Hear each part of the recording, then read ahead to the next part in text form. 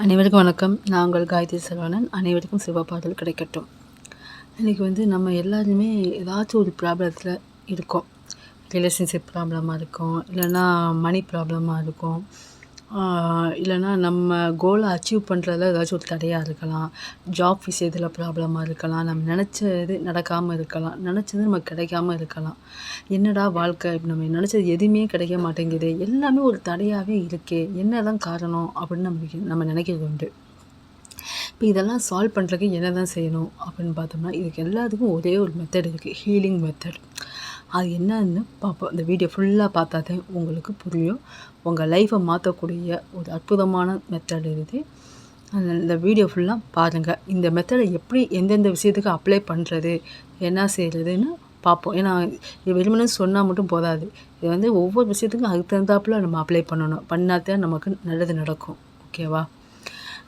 நம்ம வீடியோ பார்க்குறவங்க, புதுசாக வரவங்க, சப்ஸ்கிரைப் பண்ணாதவங்க சப்ஸ்கிரைப் பண்ணுங்கள், மற்றவங்களுக்கு ஷேர் பண்ணுங்கள். ஓகேவா? இன்றைக்கி அதாவது இந்த மெத்தட் என்னதுன்னா,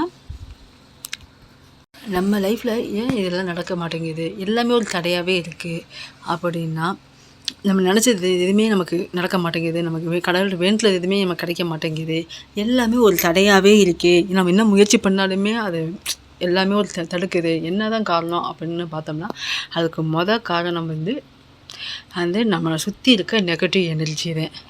நெகட்டிவ் எனர்ஜி, நம்மளோட நெகட்டிவ் தாட்ஸ், இதுதான் அதுக்கு காரணம். ஃபஸ்ட்டு அதை எல்லாத்தையுமே நம்ம ரிமூவ் பண்ணணும். ரிமூவ் பண்ணாதான் நமக்கு லைஃப்பில் எல்லாமே நல்லது நடக்க ஆரம்பிக்கும். அப்போ அந்த எல்லாத்தையும் ரிமூவ் பண்ணோம்னா நம்ம என்ன செய்யணும் அப்படின்னா, அதுக்கு நம்ம பாசிட்டிவான எண்ணங்களை வளர்த்துக்கணும். ஃபஸ்ட்டு இந்த ஹீலிங் மெத்தட் நம்ம டெய்லி நம்ம சொல்கிறது மூலமாக, நமக்கு டைம் கிடைக்கிறப்பல இந்த ஹீலிங் மெத்தடை டெய்லி நம்ம சொல்கிறது மூலமாக நம்ம லைஃப்பில் இருக்க எல்லா நெகட்டிவ் எனர்ஜி, நெகட்டிவ் தாட் எல்லாமே வெளியேறிடும், ரிமூவ் ஆகிடும். ஓகேவா? நம்ம லைஃப்பில் அடுத்தது நல்லது நடக்க ஆரம்பிக்கும். இந்த மெத்தட் என்னென்னா, இது எப்படி வந்துச்சு, இந்த ஹீலிங் மெத்தட் என்னதுன்னா, ஹோஓபோனோபோனோ மெத்தடு. ஓகே, இது எப்படி வந்துச்சுன்னா, ஃபஸ்ட்டு ஹவாயில் ஒரு ஹாஸ்பிட்டல் இருந்திருக்கு, மென்டல் ஹாஸ்பிட்டல் இருந்திருக்கு. அந்த மென்டல் ஹாஸ்பிட்டலில் இருக்க பேஷண்ட் எல்லாருமே ரொம்ப வைலண்ட்டாக, ரொம்ப இதாக இருந்திருக்காங்க.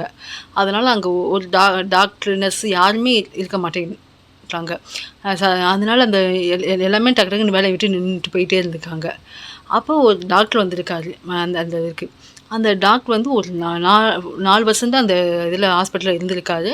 அவர் எந்த பேஷண்ட்டையுமே டேரெக்டாக பார்த்ததில்ல, இந்த டேப்லெட்டும் கொடுத்ததில்ல. வருவார், ஆஃபீஸ்க்கு வருவார், ஹாஸ்பிட்டலுக்கு வருவார், ஒவ்வொரு பேஷண்ட்டோட ஃபைலையும் டெய்லியும் எடுத்து பார்ப்பாராம். இதுதான் செஞ்சுருக்காரு. அந்த 4 வருஷத்தில் இருக்க எல்லா பேஷண்ட்டும் நல்லபடியாக குணமாகி அவங்க வீட்டுக்கு போயிட்டாங்க. அங்கே இருக்கவங்க எல்லாமே ஹாப்பியாக ஃபீல் பண்ணாங்களாம். ஸோ அப்போ அந்த எல்லாருமே அந்த கடைசியில் அந்த ஹாஸ்பிட்டல் அந்த பேஷண்ட்டே இல்லையா, அப்போ அந்த ஹாஸ்பிட்டலை க்ளோஸ் பண்ணிட்டாங்களா.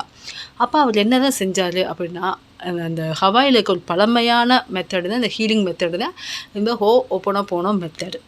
இதை அவர் டெய்லியும் பண்ணியிருக்காரு. அதாவது ஒவ்வொரு பேஷண்ட்டோட ஃபைல் எடுக்கும் போதும் எடுத்து பார்த்துட்டு அந்த மெத்தட் சொல்லியிருக்காரு.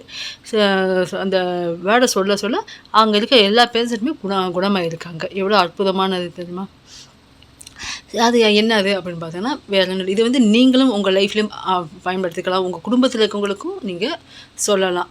இது ஒவ்வொரு ப்ராப்ளத்துக்கும் அதுக்கு தகுந்தாப்புல நம்ம சொன்னோம்னா அந்த ப்ராப்ளம் க்ளியர் ஆகிடும். ஓகேவா? அது வேறு ஒன்றும் இல்லைங்க, சிம்பிளானது, வேறு ஒன்றும் இல்லை. I am sorry, please forgive me, thank you, I love you. இந்த இதாங்க 4 வேர்டு தான். அந்த 4 வேர்டு டெய்லியும் ஓகே, இது மட்டும் சொல்லிடலாம். ஓகே, 4 வேர்டு தானே, அதனால் டக்குன்னு மனப்பாடமாக I am sorry, please forgive me, thank you, I love you அதே சொன்னால் அது ஆகாது. ஏன்னா அதை ஃபீல் பண்ணி நம்ம சொல்லணும். ஒவ்வொரு வேர்டையும் நம்ம ஃபீல் பண்ணி, நமக்கு என்ன ப்ராப்ளமோ அந்த ப்ராப்ளத்துக்கு தந்தாப்புல அதை சொன்னாதான் அந்த ப்ராப்ளம் க்யூர் ஆகும், அந்த ப்ராப்ளம் சரியாகும். ஓகேவா? அப்போ என்ன செய்யணும், இப்போ என்ன சொல்லலாம், ஒரு ரிலேஷன்ஷிப் ப்ராப்ளம்னு வச்சுக்கலாம். ரிலேஷன்ஷிப் ப்ராப்ளம்னா ஃபஸ்ட்டு என்னதுன்னா, இந்த இதை எப்படி அப்ளை பண்ணணும் அப்படின்னா, ஒரு பிரச்சனை நடக்குதுன்னா அதுக்கு முழு காரணம் யாராக இருப்பா? நம்மதே.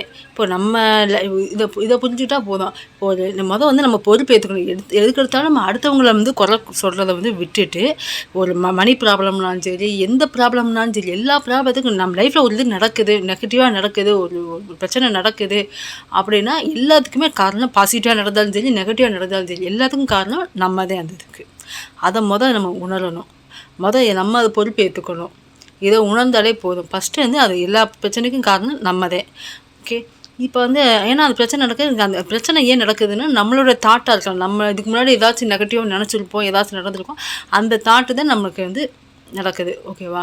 அதனால் நான் ஒன்று அந்த பிரச்சனைக்கு காரணம் நம்மளாக தான் இருப்போம். இல்லை நம்மளோட கர்ம வினை அது காரணமாக கூட நம்ம போன ஜென்மத்தில் செஞ்சுருப்போம். அந்த இது கூட நமக்கு வந்து இப்போ பாதிக்கலாம். அதனால் இந்த பிரச்சனை நடக்குதுன்னா அது காரணம் முழுக்க நம்மளாக தான் இருப்போம். ஸோ அந்த பொறுப்பை வந்து நம்ம ஏற்றுக்கணும், அக்செப்ட் பண்ணிக்கணும் நம்ம.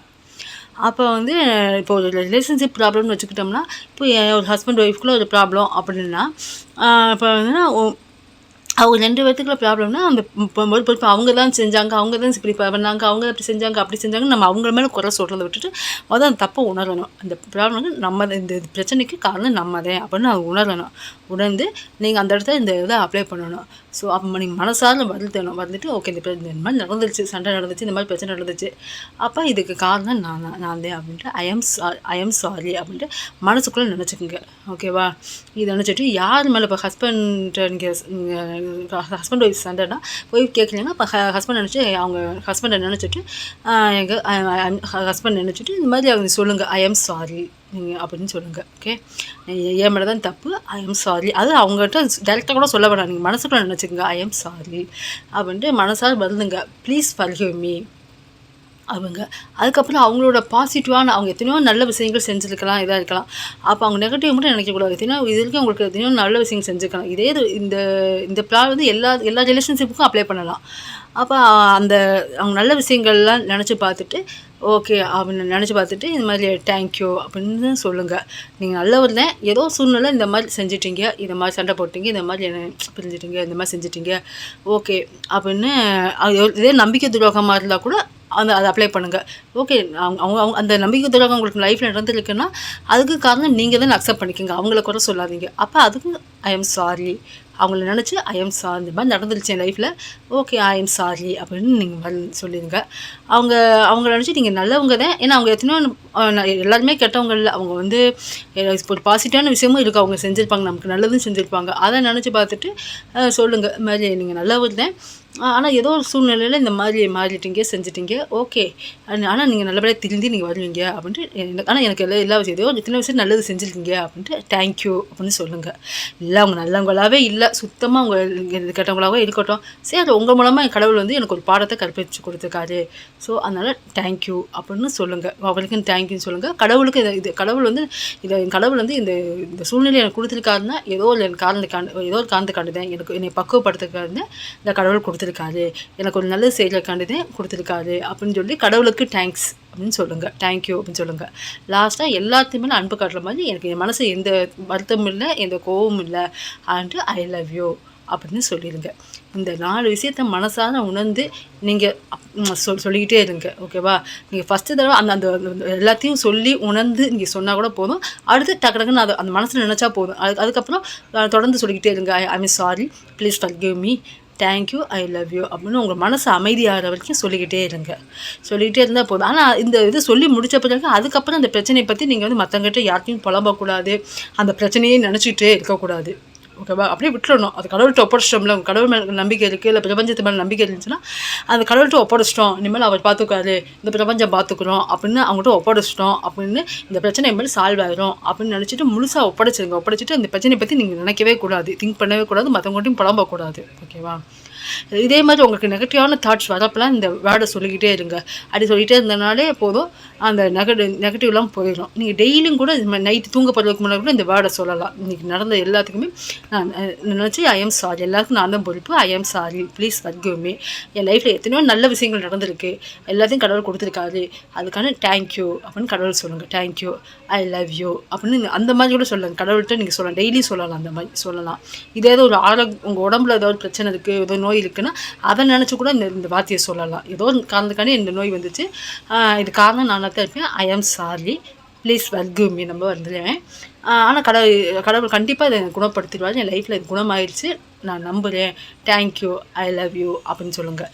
இந்த மாதிரி எல்லா விஷயத்துக்கும் மணி ப்ராப்ளம், ரிலேஷன்ஷிப் ப்ராப்ளம், நம்பிக்கை துரோகத்துக்கு, நம்ம லைஃப்பில் நெகட்டிவாக எதுவும் நடக்காமல் இருக்கிறதுக்கு நம்ம இந்த இது அப்ளை பண்ணிக்கிட்டே இருக்கணும். ஓகேவா? சொல்லிக்கிட்டே இருங்க. ஜாப் கிடைக்கலையா அதை நினச்சி கூட நீங்கள் சொல்லுங்கள், இந்த ஜாப் ஏன் கிடைக்கல அதை நினச்சி கூட சொல்லலாம். இந்த மாதிரி எல்லா விஷயத்துக்கும் நீங்கள் வந்து இந்த இதை ரெகுலராக சொல்லிக்கிட்டே இருக்கணும். ஓகேவா? நான் வேணால் அடுத்தடுத்த வீடியோவில் ஒவ்வொரு இதுக்கும் தனித்தனியாக கூட நான் போடுறேன். நான் இந்த இது ஒவ்வொரு இதுக்கும் ஜாப்புக்கு எப்படி சொல்லணும், மேரேஜ் அதுக்கு என்ன சொல்லணும், இந்த மாதிரி உங்கள் லைஃப்பில் ப்ராப்ளம் ஒவ்வொரு இதுக்கும் இது எப்படி அப்ளை பண்ணணுங்கிறது அடுத்தது கூட வீடியோவில் கூட நான் போடுறேன் நான். ஓகேவா? வேணால் கமெண்ட் பண்ணுங்கள், உங்களுக்கு என்ன ப்ராப்ளம், அதுக்கு என்ன செய்யணும்னு சொல்லுங்கள். முடிஞ்சால் கமெண்ட் ரிப்ளை கொடுக்குறேன், இல்லைன்னா நான் நெக்ஸ்ட்டு ஒரு வீடியோவை கூட போடுறேன் நான். உங்களுக்கு என்ன ப்ராப்ளமோ அதை கமெண்ட் பண்ணுங்கள், அதுக்கு என்ன சொல்யூஷனோ நான் சொல்கிறேன் நான். இதே மாதிரி நீங்கள் இந்த ஈஸியான சிம்பிளான மெத்தடை நீங்கள் டெய்லியும் சொல்லுங்கள், ஒன்றும் பிரச்சனை இல்லை. ஓகேவா?